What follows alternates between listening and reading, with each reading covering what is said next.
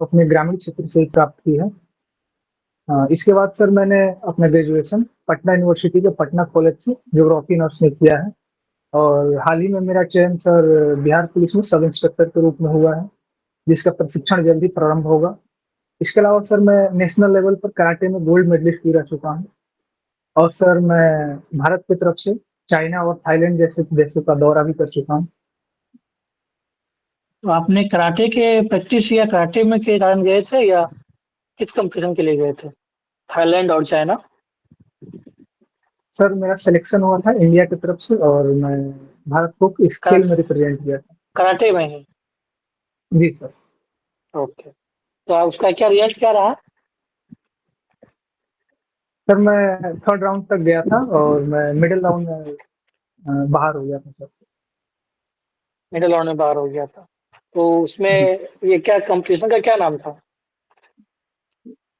Sir competition China का में क्या जो नाम था? कंपटीशन हुआ था, चाइना में जो कंपटीशन हुआ था उसका sir world karate series one था, जो कि ओलंपिक के लिए जो क्वालिफाई हो रहा था 2020 के लिए, टोक्यो ओलंपिक के लिए। तो उसमें रैंकिंग सीरीज था सर ये। अच्छा, अगर ये आप जीत पाते तो उसके बाद कहाँ पहुंचते? सर अगर मैं ये जीतता तो फिर आगे खेलने का मौका मिलता और मेरा रैंकिंग अगर टॉप 10 में आता तो मैं ओलंपिक में डायरेक्ट क्वालिफाई कर सकता था। अच्छा, फिर ओलंपिक भी आप खेल सकते थे अगर आप ये वर्ल्ड यस सर, कराटे इसके लिए सीरीज वन जीतते तो।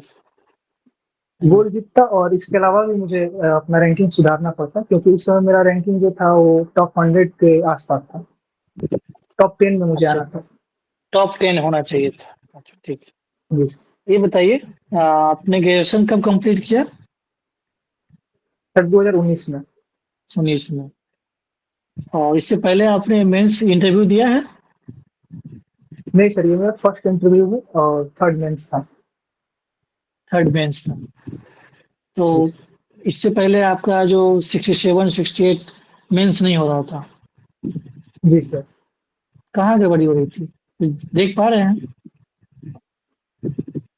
जी सर, फर्स्ट 67 में मेरा ऑप्शनल कम नंबर आ गया था और हम्म, 68 में मेरा एसए में कम नंबर आ गया था सर। 68 में से में कम था। इस बार कैसा है, इस जी बार ठीक है? क्या लगता है? जी सर, एसए एसए मेरा हम्म, इस बार फ्रेंड्स है तो कराटे में मुख्य रूप से पंच के माध्यम से वार करते हैं और लेग के माध्यम से भी कर सकते हैं और थ्रो भी कर सकते हैं। हम्म। जबकि ताइक्वांडो जो है उसमें केवल लेग का उपयोग करते हैं सर। तो उसमें हाथ का यूज नहीं कर सकते हैं? नहीं सर, हाथ का यूज मतलब थ्रो करने के लिए नहीं कर सकते हैं या फिर पंच मारने के लिए नहीं कर सकते हैं। एक ऐसे जूडो नॉर्मली कर होता सकते हैं। है, जूडो क्या है फिर तो? सर जूडो में मुख्य रूप से इसमें जैसे कि थ्रो करने पे पॉइंट मिलता है, जबकि सामने वाले ओपोनेंट को पटकने पे इसमें पॉइंट दिया जाता है। तो क्या उसमें भी हाथ और पैर का यूज करते हैं या सिर्फ पैर का क्या करते हैं, जूडो में क्या होता है? हाथ और पैर का यूज करते हैं सर, और केवल थ्रो करने के लिए करते हैं, मारने के लिए सामने वाले व्यक्ति को पंच हम्म। करने के लिए या किक करने के लिए नहीं और करते हैं। कराटे में भी तो दोनों यूज कर रहे हैं, तो दोनों में क्या अंतर हुआ फिर, जूडो और कराटे में? सर कराटे में थ्रो करने के बाद पंच मारना पड़ता है और पंच मारने के बाद ही पॉइंट मिलता है, केवल थ्रो करने अच्छा, के लिए नहीं पंच मिलता। करने के बाद तब पॉइंट मिलता है, और जूडो में ऐसा नहीं है? जी सर। अच्छा, ठीक है। ये बताइए कि आप इतना अच्छा कराटे के प्लेयर थे, तो फिर उधर आगे आगे क्यों नहीं आप उसको बढ़ना चाहिए था, उसमें और अच्छा करना चाहिए था क्या? जी सर, क्यों रुक क्यों गए? इसके दो कारण हैं। सर हाँ। इसके मुख्य रूप से दो कारण थे। पहला तो सर कराटे संघ जो था उसको सर डिस्क्वालीफाई कर दिया गया भारतीय ओलंपिक संघ के द्वारा। अच्छा। और पेरिस पेरिस ओलंपिक से भी इसको हटा दिया गया था। हम्म। और सर इसके अलावा सर मुझे सर एक मेजर इंजरी के कारण इससे क्विट करना पड़ा। क्या इंजरी क्या हो गई थी? सर शोल्डर इंजरी थी और लंबे समय तक इससे मुझे दूर रहना पड़ा, मुझे इसे छोड़ना पड़ा तो सर। अभी तो आप खेलते हैं कि अब छोड़ दिए, तब मतलब इसमें आप दिमाग लगा रहे हैं या नहीं? नहीं सर, मैं बस नॉर्मली कभी कभी प्रैक्टिस कर लेता हूँ, अच्छा, कभी कभी कर अपडेट लेते हैं। रहने के लिए। अभी करने के लिए। आइए, आपको जो गोल्ड मेडल मिला वो किस स्तर पे मिला था? सर नेशनल लेवल पर मैंने गोल्ड मेडल प्राप्त नेशनल किया लेवल था। पे मिला था। ये आपका जी सर। अलग से कंपटीशन हुआ था या जैसे कि नेशनल गेम्स होता है उसमें आपने भाग लिया था? नहीं, नेशनल चैंपियनशिप होता है सर एक, और नेशनल गेम सर अलग होता है जिसमें कि कई गेम शामिल होता है सर। हम्म। तो नेशनल तो चैंपियनशिप में मुझे मिला। नेशनल चैंपियनशिप था। कोई कराटे का प्लेयर जी का सर। नाम बता पाएंगे जो भारत के स्तर से एक अच्छे विख्यात प्लेयर हो? जी सर, प्रणय शर्मा जो कि वर्तमान में काफी अच्छा कर रहा है, और लगभग टॉप 20 रैंकिंग इनका अभी वर्तमान में है। कोई महिला हो कि महिला है? जी सर, दीपिका धीमन है। और इसके अलावा सर हरमनप्रीत एक है, हरमनप्रीत कुमारी जो है, वो भी अच्छा खेल रही है। हम्म। कराटे को कैसे आप इसको पॉपुलर बना सकते हैं? अगर मान लिया आप एज ए प्रशासक ज्वाइन करते हैं और आप इतना अच्छा खेले हैं, राष्ट्रीय स्तर तक आप गए हैं, इसको आप कैसे पॉपुलर बनाया जा सकता है कि ताकि आम बच्चे भी इसको सीखें और जानें? सर इससे, इसको मुख्य रूप से पहले स्कूली लेवल पे मैं आगे बढ़ाऊंगा। जैसे जो भी स्कूल्स हैं मेरे क्षेत्र में, वहाँ पे सेल्फ डिफेंस के जो क्लासेस हैं, उनको मैं चाहूंगा कि वहाँ सेल्फ डिफेंस की क्लासेस चलें। और सर महिलाओं के लिए खास करके और लड़कियों के लिए काफी महत्वपूर्ण है, तो इसमें इनको इनकी भागीदारी को मैं चाहूंगा कि ये आगे आएं और सेल्फ डिफेंस का जो ये माध्यम है उसको सीखें। अभी वर्तमान में चेस ओलंपियाड हुआ था, जानते हैं इसके बारे में? जी सर। उसमें इंडिया का क्या रैंकिंग रहा? सर चेस ओलंपियाड में भारत की महिला और पुरुष टीम दोनों ने गोल्ड मेडल जीता था, फर्स्ट रैंक रहा। कुछ खिलाड़ी का नाम बताएंगे जो भाग लिए थे? सर डी गुणेश थे, और जी आकाश थे, इसके अलावा प्रज्ञानानंद थे। और महिला में? तो महिला में नाम याद नहीं कर पा रहा हूँ, तो परंतु प्रज्ञानानंद की जो एक सिस्टर थी, वो भी इसमें शामिल थी, महिला टीम में। ठीक है, ये बताइए कि जिस खेल का हम लोग उद्धारक थे, हमने शुरुआत किया, उस खेल का हम गोल्ड मेडलिस्ट बनने में पता है कितने साल लग गए हैं? तीसरे एक लंबा फर्स्ट टाइम ये जीता गया है, मुझे जहाँ फर्स्ट तक टाइम याद है। जीता गया है हम लोग। ये ऑफिशियली 1924 में शुरू, मतलब ऑफिशियली आप नहीं कह सकते हैं, ऑफिशियली तो 27 में शुरू हुआ था, लेकिन 1924 में ऐसा अनाउंस किया गया था। लगभग 100 साल बाद हम लोग ये गोल्ड मेडलिस्ट जीत पाए हैं। इतना लंबा समय क्यों लग गया, जबकि हम इस खेल के उद्धारक थे, इस खेल के हम लोग उद्घाटन करता थे? कैसे देखते हैं? सर मुझे जहाँ तक लगता है कि ऐतिहासिक परिप्रेक्ष्य में भी इसका उत्तर छुपा। अंग्रेजी काल में, तो ब्रिटिश काल के दौरान जो ब्रिटिश व्यवस्था की पढ़ाई थी, उसमें खेलों को नजरअंदाज किया गया, और जिसका परिणाम आज भी देखा जाता है कि खेल के प्रति लोगों की रुचि काफी कम है। हालांकि अभी वर्तमान में खेल के प्रति रुचि बढ़ रही है, तो ये कारण सर मुख्य कारण हो सकता है कि अन्य देशों की अपेक्षा हमारे जो समाज है गोल मॉडल। एक और विशेष अंतर देखा जाता है कि जब चेस आप देखते हैं तो चेस में सामान्यतः दक्षिण भारत के ही लोग पार्टिसिपेटिव होते हैं और वही अच्छा कर रहे हैं। ऐसा बहुत कम ही देखा ही नहीं गया है कि उत्तर भारत के कोई व्यक्ति हो जो कि ग्रैंड मास्टर बन गए हो। ऐसा क्या है, क्यों वजह, इसका क्या वजह है? मुझे लग रहा है कि सर एक तो दक्षिण भारत के राज्यों में मुख्य रूप से देखा जाता है कि शिक्षा के स्तर पे जो साक्षरता है वहाँ ज्यादा है, और वहाँ के जो बच्चे हैं, वहाँ खास करके चेस में तो रुचि वहाँ ज्यादा दिखती है। इसके अलावा सर एक महत्वपूर्ण प्लेयर भी हुए हैं, विश्वनाथ आनंद। तो इनके कारण भी बच्चों में जो चेस के प्रति, चेस में पार्टिसिपेट करने की जो मनोवृत्ति है वो विकसित हुई है साउथ इंडिया में। तो मुझे ये कारण दिख रहा है सर मुख्य रूप से। नॉर्दर्न इंडिया में आप कैसे इसको बढ़ावा दे सकते हैं, कैसे प्रमोट करेंगे? सर नॉर्दर्न इंडिया में मुख्य रूप से सर जो हाल ही में गोल्ड मेडल आया है इसके प्रति लोग जान रहे हैं, और सुन के लोगों के प्रति मतलब इसमें रुचि आ रही है। और इसके अलावा सर स्कूल स्तर पे भी चेस को बढ़ावा दिया जा सकता है। स्कूल स्तर पे मुख्य रूप से बच्चों को इसमें पार्टिसिपेट करने के लिए प्रोत्साहित किया जा सकता है, और इनको कुछ मेडल्स या फिर कुछ प्रोत्साहन राशि दी जा सकती है ताकि बच्चे रुचि ले इसमें। ठीक, okay, over to repeat sir. Ranjan, जी सर। बताइए पीएम विश्वकर्मा योजना के बारे में आप कुछ जानते हैं? जी सर। बताइए कुछ।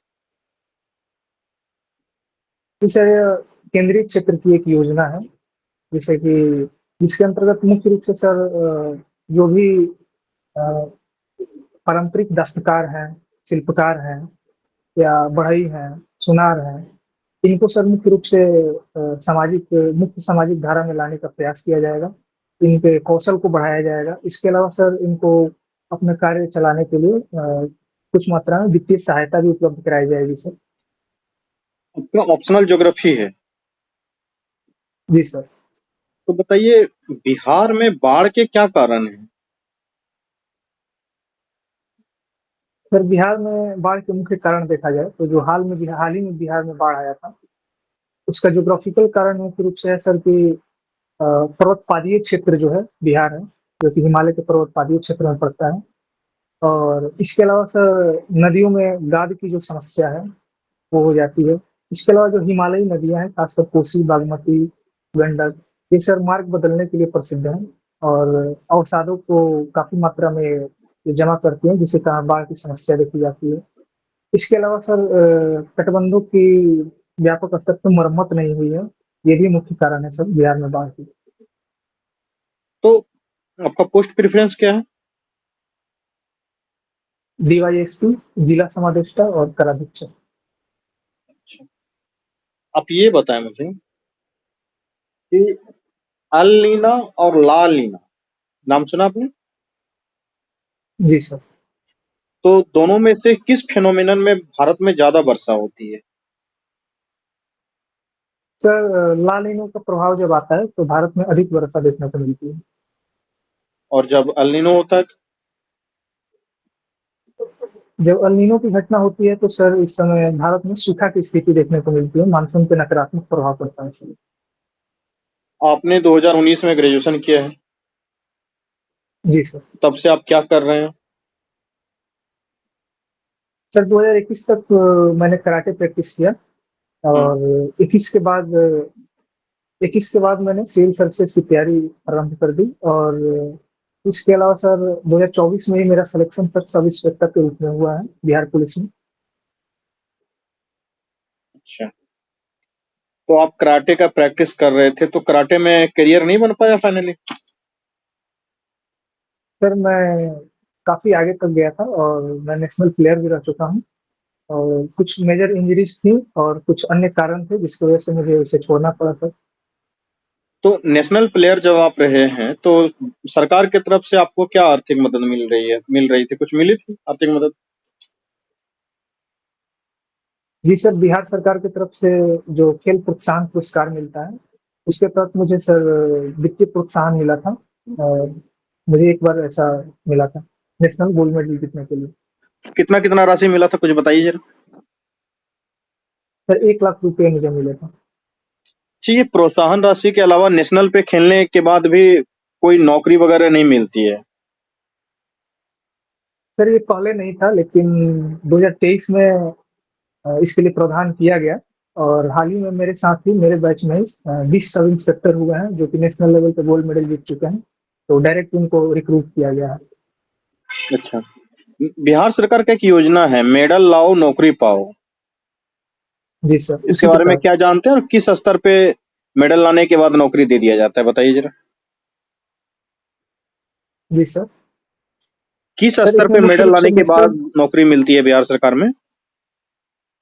नेशनल लेवल पे मेडल लाने के बाद सर इसमें नौकरी मिलती है और मिली भी है सर। और अंतर्राष्ट्रीय स्तर पे अगर मेडल लाया जाता है, खास करके एशियन चैंपियनशिप, कॉमनवेल्थ गेम्स या फिर ओलंपिक में, तो डायरेक्ट डीएसपी रैंक पर भी रिक्रूट किया जाता है। अच्छा, एक बात बताइए, आप आशाई के रूप में कार्यरत हैं अभी। आज ही जी सर। खबर आया ही है कि महाराष्ट्र के एक विधायक या फिर कोई मंत्री थे, उन्हें गोली मार दी गई है और ये घटना मुंबई में घटी है। और इसके जो तार जी सर। जुड़े हुए हैं वो लॉरेंस बिश्नोई गैंग, गोल्डी बरार गैंग, इन लोगों से जुड़े हुए हैं। कहा जाता है कि एक गैंगस्टर जब जेल में रहता है तो वो जेल में जाता है छोटा गैंगस्टर बन के और बड़े गैंगस्टर होके बाहर निकलता है वो। और यहाँ तक कहा जा रहा है कि ये जो लॉरेंस बिश्नोई है, ये साबरमती जेल में रह के इंटरनेशनल गैंग चला रहा है। आपको मान लीजिए हम बिहार पुलिस सर्विस में सिलेक्शन आपका करते हैं, तो इस तरीके से जेल से जो क्राइम चल रहा है, या मैं आपको जेल ही सुपरिटेंडेंट बना देता हूँ, तो आप उसको किस तरीके से कंट्रोल करने का प्रयास करेंगे? सर इसका मुख्य कारण सर है कि कुछ दिनों पहले देखा गया था कि लॉरेंस बिश्नोई जो थे उसके पास से सर डिजिटल गैजेट्स प्राप्त हुए थे, स्मार्टफोन्स प्राप्त हुए थे। तो मैं सर जेल जो प्रशासन है, जो जेल है, वहाँ पे मैं इसको प्रतिबंध है उसको सुचारू ढंग से लागू करूंगा, ताकि कोई भी कैदी जो है वो डिजिटल गैजेट्स का इस्तेमाल ना कर पाए और बाहरी कनेक्ट ना हो पाए। और इन जैसे अपराधियों को, लॉरेंस बिश्नोई जैसे अपराधियों को सब मैं इनके जो साथी हैं या फिर इनसे जो मिलने वाले हैं उनसे कट कर सकता हूँ और इन्हें मतलब एकांत में रखा जा सकता है, ताकि ये अपना जो सिंडिकेट है उसको ना चला पाए। क्योंकि इसका मुख्य कारण सर यही है कि ये अपने जो भी साथी हैं उनके माध्यम से चलाते हैं, जो जेल में है, जो छूट के बाहर जाते हैं उनके माध्यम से, या फिर डिजिटल गैजेट्स जो हैं उनके माध्यम से sir. Okay, okay Ranjan, your interview is over. Thank you sir.